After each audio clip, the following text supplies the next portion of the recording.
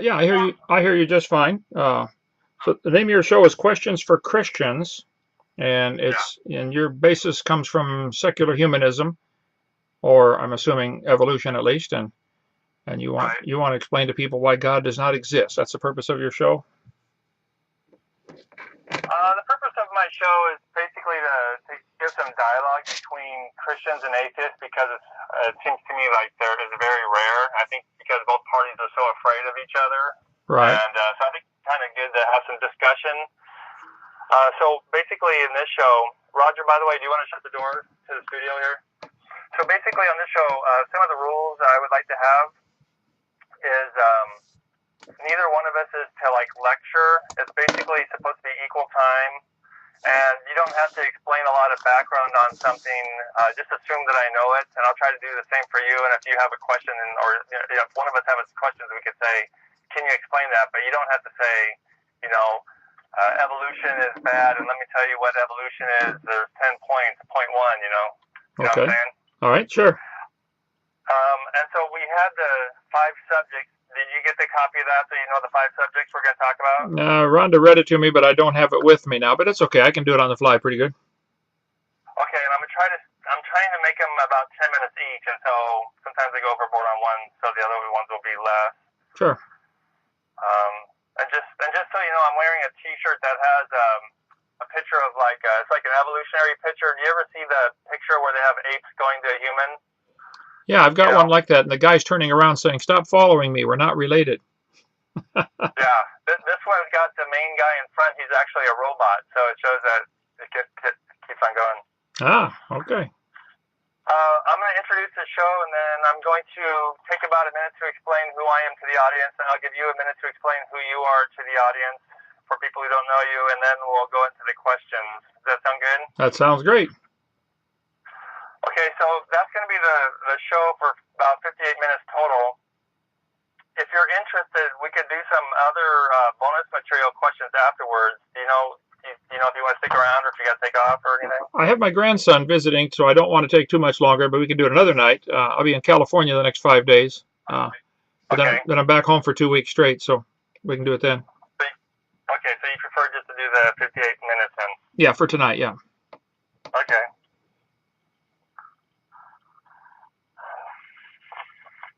All right, so is everything ready in the control room, Roger?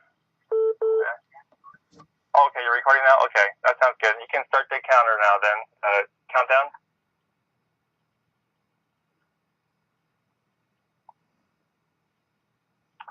Okay, we're going to start here in a few seconds. Okay.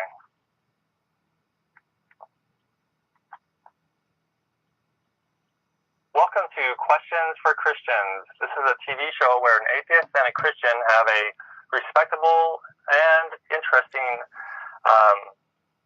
conversation. And today, I'm the atheist. My name is Bernie Dehler, and my guest is Kent Hovind. He's a young earth creationist and an evangelist for the Christian faith.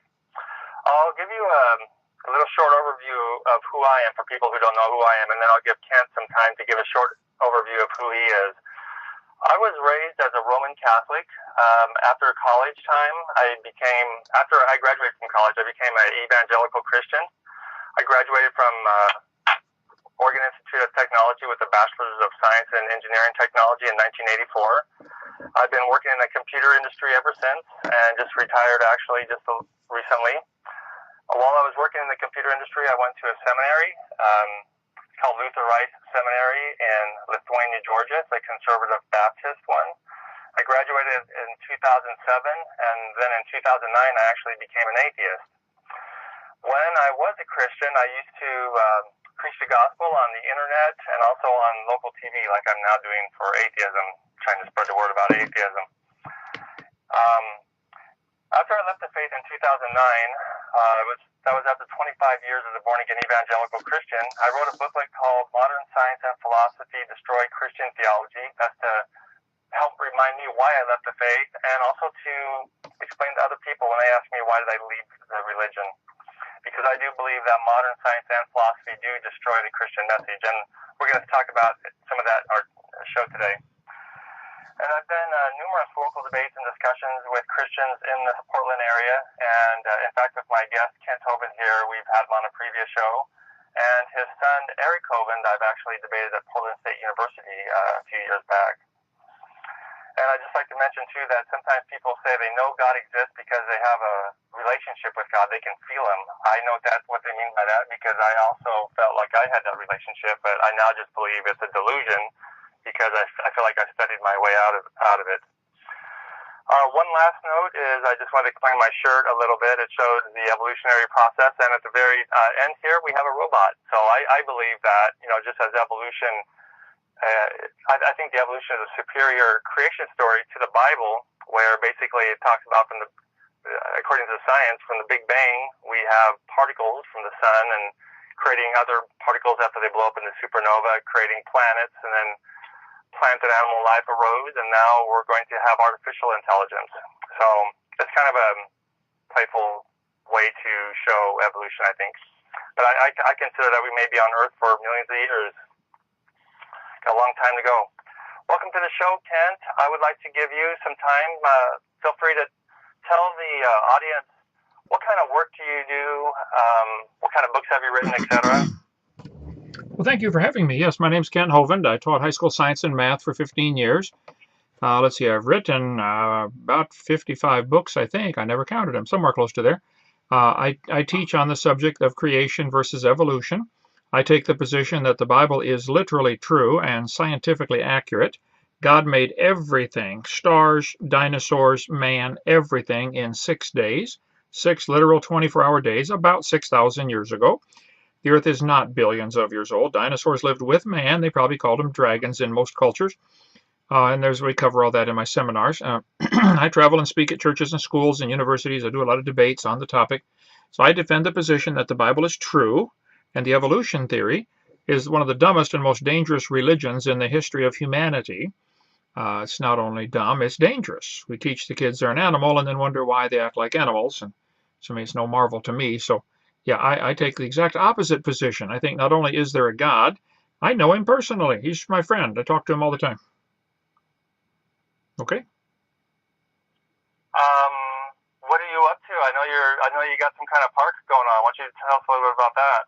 Well, 70 miles straight north of Pensacola is a real tiny town in Alabama called Lenox, Lenox.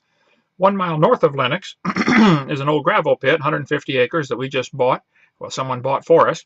And we're developing Dinosaur Adventureland. We had one in Pensacola, a little Dinosaur Adventureland museum, science center, theme park, where everything had a science lesson and a spiritual application to that science lesson. But it was on 5 acres and been closed for years. This one's going to be the same thing, only on steroids, with teaching kids the science and how science backs up the Bible exactly and gives glory to God, as opposed to science being used to teach or support the evolution religion. We want Dinosaur Adventureland here to be a place for kids to come to learn about science and appreciate the God of the creation. So anyway, we're in the just early stages of construction, getting housing and a place for our ministry headquarters to come out of Pensacola. We just got a few people that work in our ministry and help us out, but we have probably 8 or 10 volunteers here that have come to do all the construction. And so if you got a hammer, come on down. We'll put you to work. Okay, Ken, I'd like to start with a compliment for you. Your YouTube channel is actually really quite popular. You have a really strong following. You got thousands of people watching your videos, and even in your Dinosaur Adventureland, what you're building up, I've seen some of your videos on that. You've got people donating large amounts of cash and land, and so you have a lot of dedicated followers. That's pretty impressive. Well, maybe it's because we're right. Do you think that's kind of a standout compared to other Christian ministries, or do you think it's just like that's usual for Christian ministries? Well, I don't know. I don't follow any other ministries. I don't know what's normal for them, but God leads. I think God called me to plow this row, and I'm plowing. I don't even look to see what other row other people are plowing. They can do whatever God tells them to do.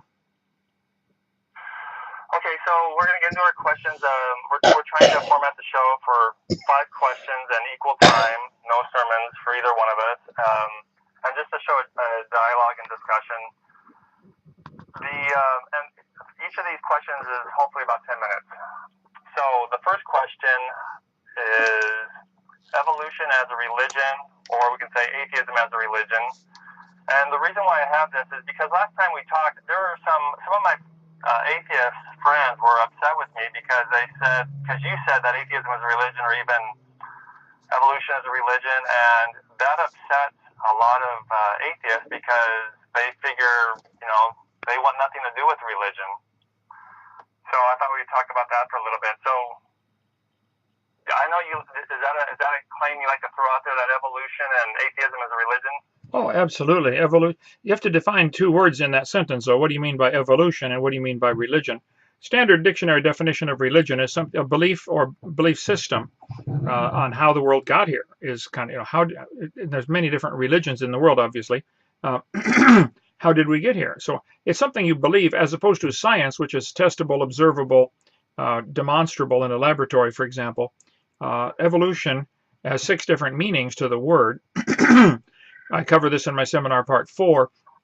You'd have to have cosmic evolution, the origin of time, space, matter. You'd have to have chemical evolution, the origin of all the chemicals. Then you'd have to have stellar evolution. All the stars would have to evolve. You'd have to have organic evolution. Life would have to start from non-living material. You'd have to have macroevolution, where this life form changed to different kinds of life. And then you have microevolution, which is changes within the kind, like dogs and wolves probably have a common ancestor. Only number 6 on that list, microevolution, is actually science. All the other 5 are religious. So when I use the word evolution, I'm not referring to minor variations within the same kind. Darwin wrote a book called The Origin of Species. The argument is really not about speciation. It's about kinds. Where do the kinds come from? There are 900 species of bats in the world. They probably had a common ancestor. Well, a bat. Before you go off on another topic, how about we'll address what you've said already? Okay, sure. So how many different types of evolution did you say there were? 6? I put it in 6 different sections, okay. Totally unrelated categories. Okay, so of all those kinds of evolution, which one do you think is the least scientific or the most religious? Which one's your best case for your argument, do you think? I think all 5 of the top 5 are purely religious. No one has ever seen a dog produce a non-dog, so that would be in the macroevolution category. But why would you expect that? Because according to the theory of evolution, you wouldn't expect to see that. Well, do you believe dogs came from something ultimately that was non-dog if you go back far enough ago in time? Sure, like even humans came from fish and other animals before that. Well, and that you're welcome to believe that, but that's my point. That's a religious belief. That's not scientifically observable. We have humans having babies all the time, and they're always human. Dogs have puppies all the time, and they're always dogs. Well, but according to the theory of evolution, you wouldn't expect it to be observable. Well, that can't be a mark against it if you can't observe it. Well, my point is, then it's not typical science. Look up the definition of science. Science from the Latin word "scire," to know. Things that we know by observation, testing, experimentation. Can you do some observation to see an animal produce a different kind? Why would you believe a dog came from something non-dog? You don't always have to directly see things. I mean, deductive logic plays a really big role in it. I mean, for example, you can't see your fingernails growing, but we know they grow with logic. Well, actually, you could see them grow. You could document that example. You cannot see or document dogs coming from non-dogs, or dogs and bananas having a common ancestor. That isn't. Nobody documents that. But you can't see your fingernails growing if they grow too slow. Well, I could take a picture every day of my fingernails, and in probably, I think, 3 months it grows from cuticle to cutting length, is typical for your fingernails, and about 6 months for the toenails. But what if somebody said that's just one theory? Actually, what happens is every hour God makes it just pop out another small millimeter or whatever. Well, this is where you have to first define what you mean by science. And so I think the standard definition in any dictionary is going to be "scire," to know. What do we know by observation, experimentation, and testing? You don't know that dogs came from a common ancestor with tomatoes. You can believe that, but nobody knows that. You can't know such a thing. That's purely religious, which is my point. I mean, personally, for me, I know there's a pseudogene argument, and that alone, when you look at the genomes of the DNA sequences across different species, and you see what happens across species, to me alone, that is enough evidence. And then there's also other evidence in the DNA, like fused human chromosome number 2. And to me, me, those are overwhelming evidence. Well, what you're doing. So maybe when you say you don't know it, maybe it's because you don't know what the biologists know. Maybe the knowing is on your part for not being educated in modern biology. Well, certainly I'm willing to listen to that. I did teach high school biology 15 years, but as far as pseudogenes, what you're doing is you're looking at one gene in the, say, the human gene code. One gene is more complex than any computer program ever written by Microsoft, ever. I think if I would compare. But I don't think that's appropriate to compare a gene to. Well, it's an illustration. It's an illustration to help people understand. The computer code is a list of instructions to tell the computer what to do. The genes are a list of instructions to tell the cell what to do, how to metabolize, how to grow, how to reproduce. So it is. But the biological code is nothing like computer code. I mean, the ATG and the DNA, the way it codes like codons for amino acids, the way that's a coding, there's no parallel to that in computer science. Well, yeah, there is. See, the computer is just binary code, 1, 0, whereas the CATG is 4. By using 4 base pairs, it gives it trillions of times more complexity available in the gene code, which was my point. The single gene is more complicated than any computer program written by Microsoft or anybody else or Apple. But did you know? Like, let's say if you take a gene, like the gene for eye color, there is actually no such thing as one gene. Every gene, there's like what they call a gene pool. There's every gene is a little bit different, and there's a high probability of certain genes. That's why you can say this gene pool has mostly blue-eyed or whatever. But then when you look across species, you can see how those bits in the DNA code change a little bit. I agree. I think if I looked at all the lines of code from Microsoft PowerPoint and compared it to the lines of code for Microsoft Word, we would find thousands, maybe hundreds of thousands of identical lines of code. Probably they both go to the same spell check database. Okay, what's that proof of? That's proof they got the same designer. If there are similar codes between our DNA and a chimpanzee DNA and a tomato DNA, that doesn't prove a common ancestor, it proves a common designer of the code.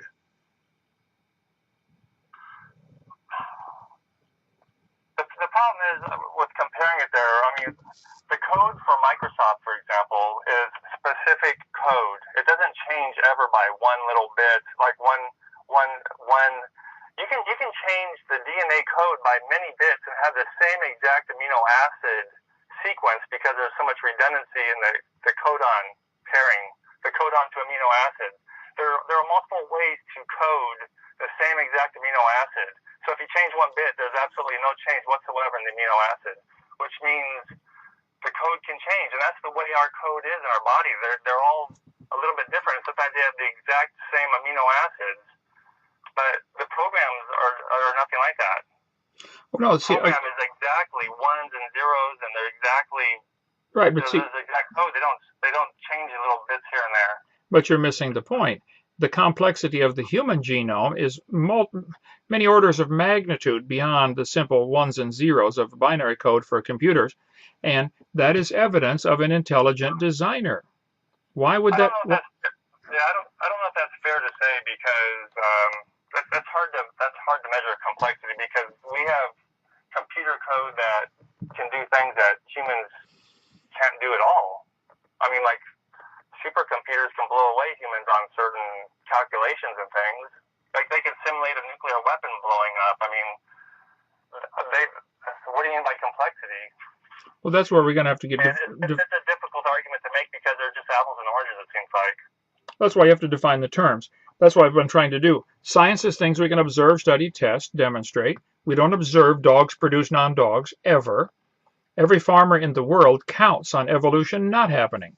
He crosses his cows, he expects a calf. He plants corn, he expects corn. Now, there may be varieties of corn, like I don't know how many 100 varieties there are, but they're still corn, and they're recognizable as corn. There's varieties of dogs, Chihuahuas to Great Danes, but the variations within any of the kinds have limits. And the further you get away from the norm, the more problems you're going to have. Like, for instance, cows that give 100 pounds of milk a day. Yeah, but you got to babysit the dumb thing. It would never survive in the wild.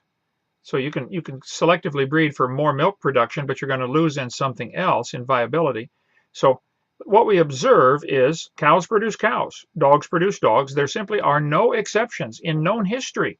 So if you want to believe, I think your choice is to believe that cows and bananas are related, but that is a religion in every sense of the word. It's something you believe in. Maybe you believe it very strongly. I don't question that.